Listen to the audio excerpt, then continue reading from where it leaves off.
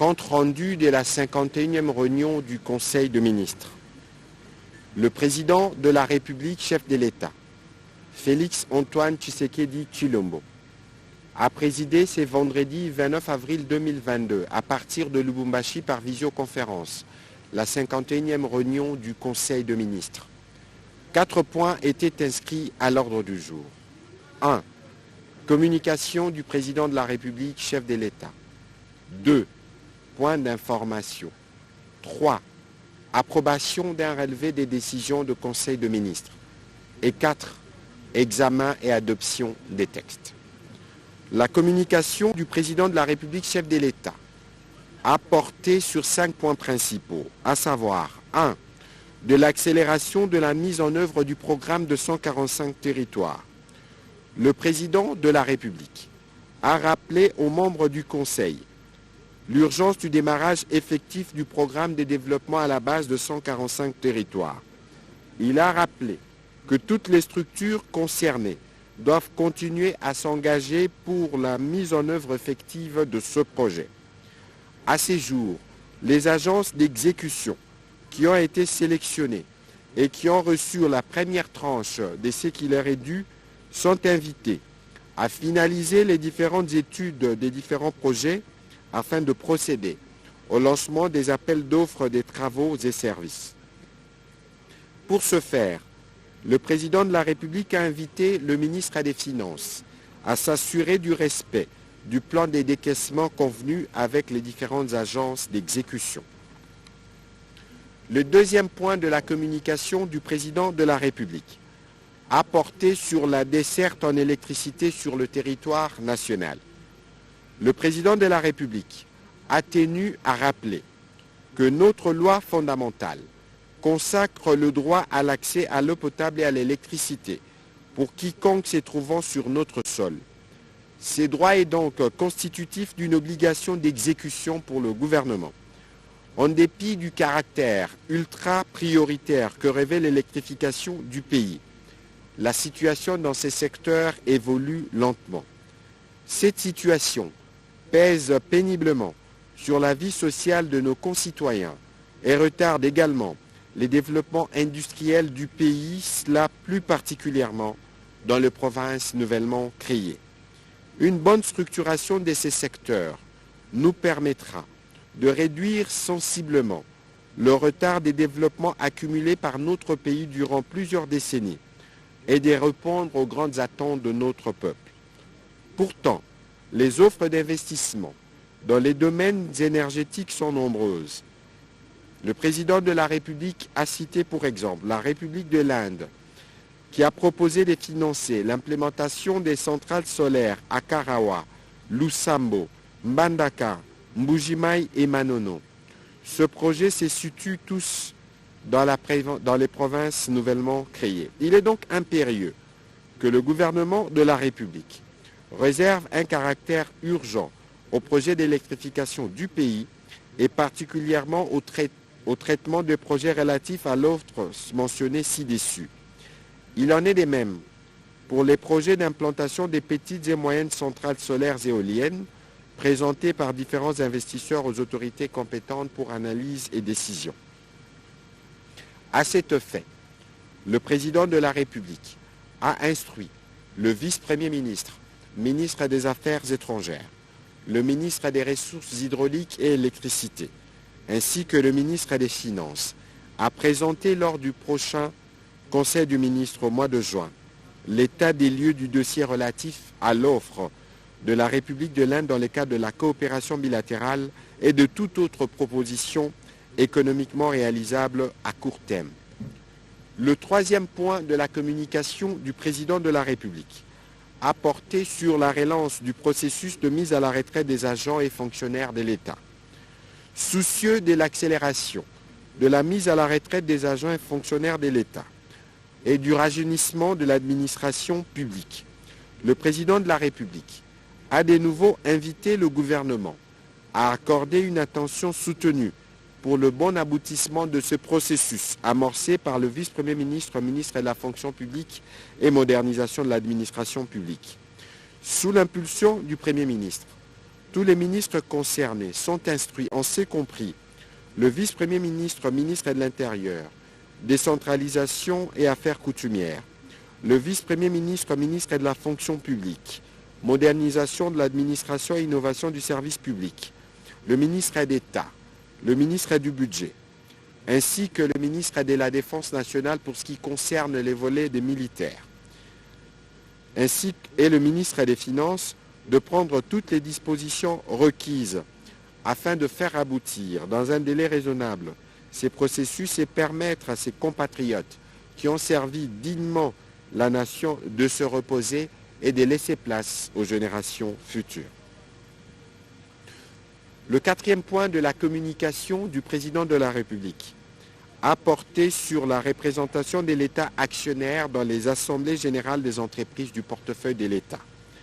En vue de s'assurer de la contribution effective des entreprises d'économie mixte et d'orienter efficacement l'action du gouvernement en matière de rentabilisation des participations de l'État congolais détenues par les sociétés d'économie mixte, le président de la République a instruit la ministre d'État, ministre du portefeuille, à transmettre un rapport détaillé sur la situation des sociétés d'économie mixte.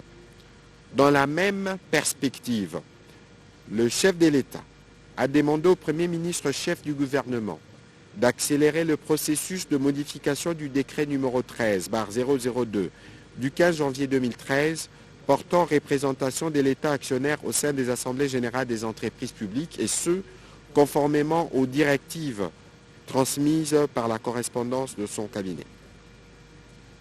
Dernier point de la communication du président de la République, chef de l'État, relatif au maintien de l'éligibilité de la République démocratique du Congo au fonds additionnel IDA de l'allocation prévention et résilience. Après l'approbation par la Banque mondiale, le 4 novembre 2021, de la stratégie nationale de prévention des conflits, des stabilisations et des renforcements de la résilience des communautés, qui permettra d'augmenter la dotation IDA de la République démocratique du Congo, le président de la République a invité le Premier ministre à signer le décret consacrant la création ainsi que l'organisation du secrétariat permanent et la mise en place du comité de pilotage ainsi que celle du comité de suivi par le gouvernement, comme décidé au cours de la 22e réunion du Conseil des ministres du 1er octobre 2021. Prenons la parole à la suite de la communication du président de la République, chef de l'État. Le Premier ministre, chef du gouvernement, a rappelé la présence du président de la République dans la province du Haut-Katanga. Ceci pour clôturer les travaux de la conférence interprovinciale des espaces Grand Kasaï, Grand Katanga. Le Premier ministre a rappelé que cette 51e réunion du Conseil des ministres, présidée par son Excellence Monsieur le Président de la République chef de l'État depuis Lubumbashi, marque encore une fois son souci de voir le pays pacifié et le Congolais réconciliés entre eux. C'est pour cette raison que le Président de la République a initié les travaux de la conférence interprovinciale des espaces Grand Kasaï et Grand Katanga qui vise à consolider la paix entre les communautés concernées, point de départ de tout développement, et à freiner les déplacements massifs de population du Grand Kasaï vers le Grand Katanga. Le Premier ministre a indiqué qu'au cours des travaux qui se sont déroulés, notamment en commission, les différents participants ont eu l'occasion d'identifier sans complaisance les causes de ces phénomènes et ses conséquences sur le plan politico-administratif, socio-culturel, sécuritaire et économique, et d'autre part, de définir avec courage les solutions durables devant créer les conditions propices pour l'épanouissement de provinces concernées et assurer ainsi le vouloir vivre ensemble en République démocratique du Congo. Le chef du gouvernement a salué l'engagement de tous les participants, notamment les députés provinciaux et gouverneurs de 9 provinces concernées, les membres de gouvernements provinciaux, les chefs traditionnels du Grand Katanga et du Grand Kasaï, la Fondation katangaise, la communauté kassaïenne, la société civile du Grand Katanga, les autres communautés vivant au Katanga, le parti politique diverses tendances confondues, les enfants en rupture de liens familiaux appelés Chégué, les délégués des motards appelés Wewa, les exploitants miniers appelés Créseurs, les représentants des mamans de l'espace Kassa et celles de l'espace Katanga, des mouvements citoyens, etc., sans, bien évidemment, oublier la présence des députés nationaux et sénateurs. Ces assises seront clôturées le samedi 30 avril dernier par le président de la République. Le deuxième point de la communication du Premier ministre a porté sur l'an 1 du gouvernement.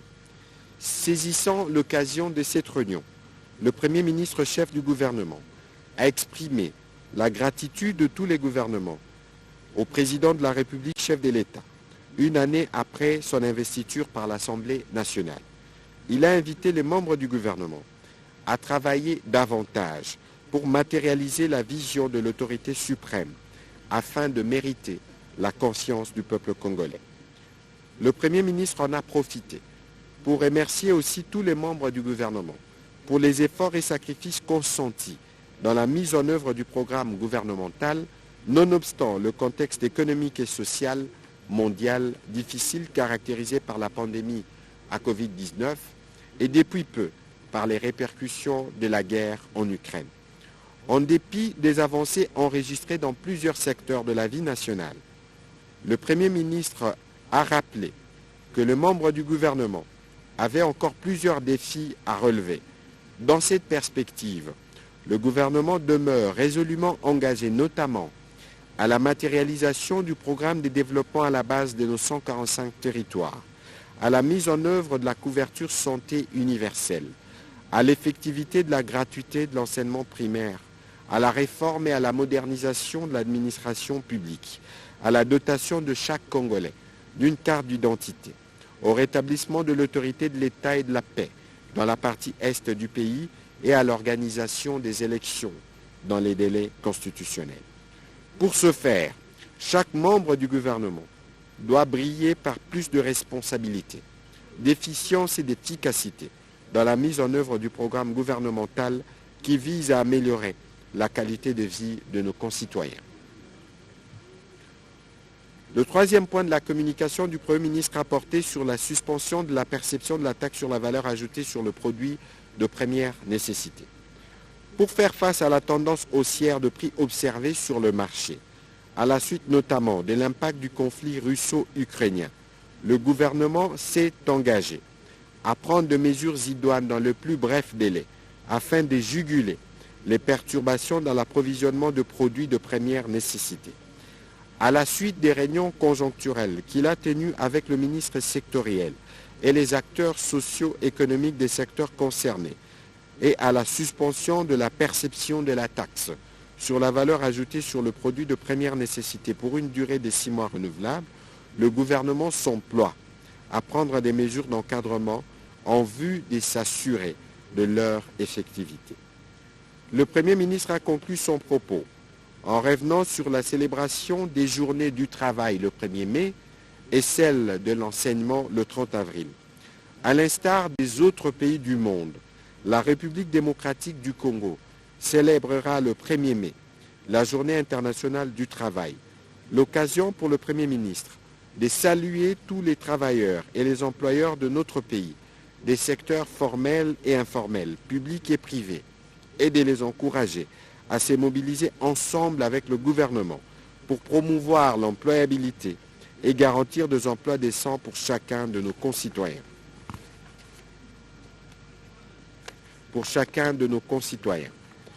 De manière particulière, au nom du gouvernement, le Premier ministre a rendu hommage aux enseignants de tous les secteurs de l'éducation nationale qui, ce 30 avril, fêteront la journée nationale qui leur est dédiée. Au chapitre 2 du Conseil des ministres de ce jour, relatif aux points d'information, le vice-premier ministre, ministre de l'Intérieur, Sécurité, décentralisation et affaires coutumières, a informé le Conseil que l'état du territoire national reste globalement calme, à l'exception de provinces de la partie Est où se poursuivent des opérations militaires dans le cadre de l'état de siège pour anéantir toutes les forces négatives qui écubent nos populations depuis près de 2 décennies. Dans l'autre volet de sa communication, le vice-premier ministre, ministre de l'Intérieur, a informé le membre du Conseil qu'il y a de plus en plus des affrontements entre les populations dans certaines provinces. Affrontements dus entre autres aux conflits coutumiers et au conflit des limites administratives. Dans les provinces notamment de Mongala, Ituri, Kasaï, Kasaï central, Kasaï oriental, Sankuru, Maindombe, Équateur, Sud-Kivu, Sud-Ubangi, Tanganyika et Lualaba. Les ministères s'emploient à diligenter des missions sur terrain en vue de venir à bout de ces conflits. Sur le plan des sinistres et catastrophes, le vice-premier ministre, ministre de l'Intérieur, a souligné la récurrence des cas d'incendie et des catastrophes naturelles qui appellent à la révision de notre politique en matière de protection civile. Dans ces registres, on a malheureusement enregistré dernièrement le boulement de terre à Bukavu, dans la province du Sud-Kivu, et qui a occasionné cette mort. Intervenant à la suite du vice-premier ministre, ministre de l'Intérieur, la vice-ministre de la Défense et ancien combattant, représentant le ministre en mission, a présenté la situation opérationnelle dans les zones de défense à travers les pays. Nos forces armées sont principalement employées à éradiquer l'activisme de forces négatives dans les provinces de Nord Kivu et de l'Ituri et en appui depuis plusieurs mois des forces armées de la République ougandaise. Toujours sur ces chapitres d'information, évolution de la situation de l'épidémie à Covid-19 en République démocratique du Congo. Le ministre de la Santé publique, Hygiène et Prévention a présenté la situation liée à la pandémie à Covid-19 en République démocratique du Congo. Il a indiqué que globalement, la situation sanitaire de la pandémie à Covid-19 reste stable et maîtrisée, avec un taux de létalité se situant autour de 1,5%. La courbe de cas de contamination demeure toujours à la baisse. Cette courbe descendante devrait pousser la population à continuer d'observer les mesures barrières pour qu'avec les efforts des uns des autres, notre pays soit parmi les États qui vont vaincre cette pandémie.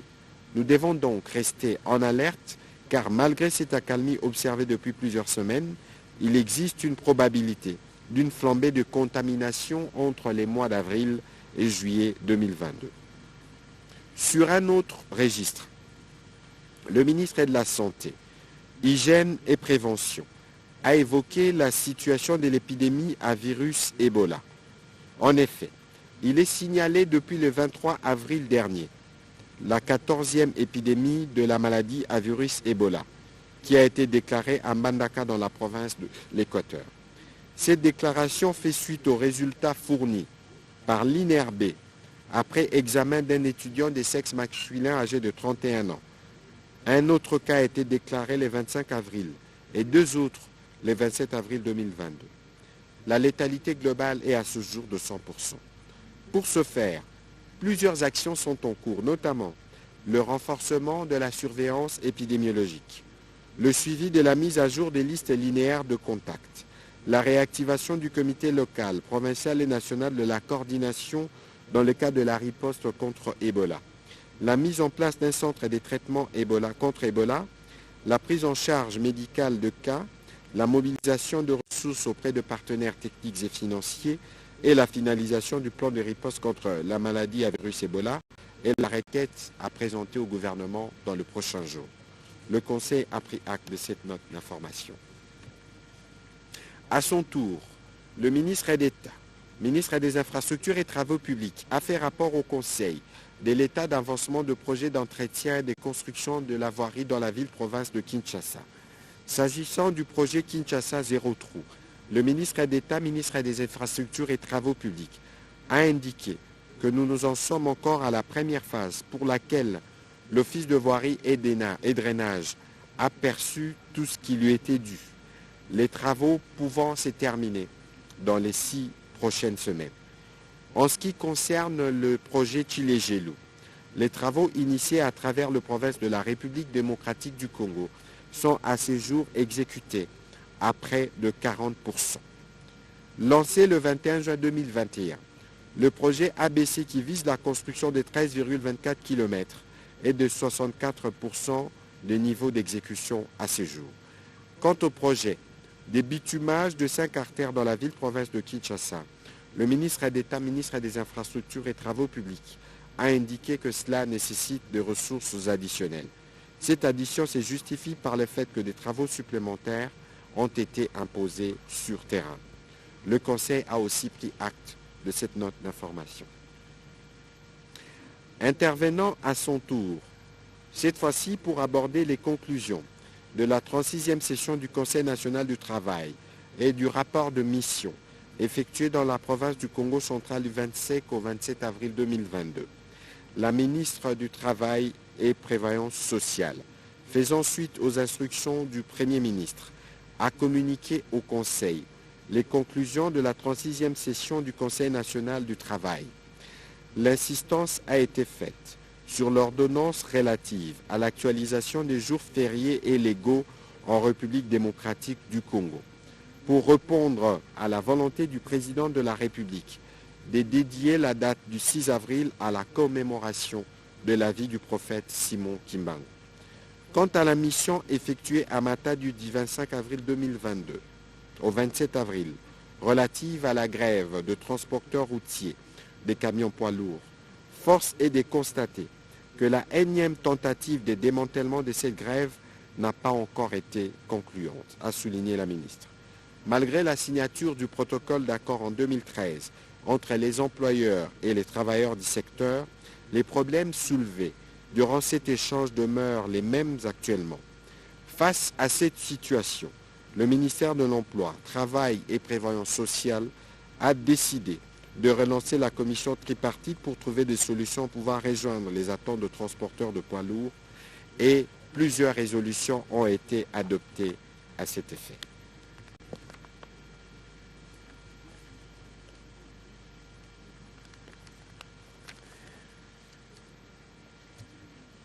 Toujours sur ce chapitre de points d'information, le ministre du Numérique a présenté au Conseil une plateforme numérique dénommée Audience App, évolutive, novatrice, répondant à l'absence d'un mécanisme efficace de gestion d'audience des rendez-vous et d'organisation de réunions au sein des institutions et administrations publiques.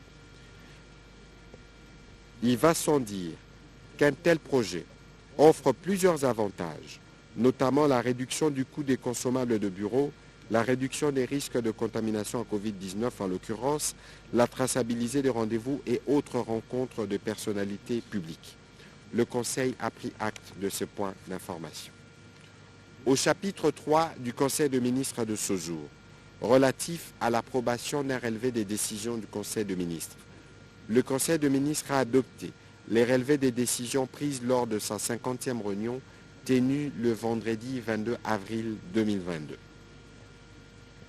Dernier chapitre du Conseil de ministres de ce jour, consacré à l'examen et à l'adoption des projets de textes. 3 textes. Le vice-premier ministre, ministre des Affaires étrangères, a soumis au Conseil 2 projets de ratification faisant suite aux accords signés à Ankara le 7 septembre 2021 entre le gouvernement de la République démocratique du Congo et le gouvernement de la République de Turquie. Le premier texte concerne le projet de loi autorisant la ratification de l'accord entre le gouvernement de la République démocratique du Congo et le gouvernement de la République de Turquie sur la promotion et la protection réciproque des investissements. Et le second texte, c'est lui portant sur le projet de loi autorisant la ratification de la convention entre la République démocratique du Congo et la République de Turquie en vue d'éviter la double imposition et de prévenir la fraude et l'évasion fiscale en matière d'impôt sur le revenu. Les accords susmentionnés ont pour objectif d'éviter d'une part la double imposition fiscale de contribuables des deux États et d'autre part de prévenir l'invasion ainsi que la fraude ainsi que l'évasion fiscale afin de préserver les recettes budgétaires de chaque pays.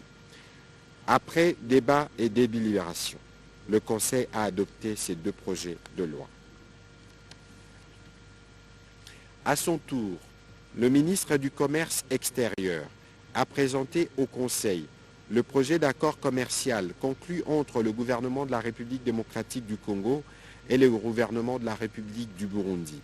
Il a indiqué que la République démocratique du Congo et la République du Burundi sont membres de l'Organisation mondiale du commerce et du marché commun de l'Afrique orientale et australe et ont adhéré chacun à la zone de libre-échange tripartite COMESA, EAC, SADC, ainsi qu'à la zone de libre-échange continentale africaine.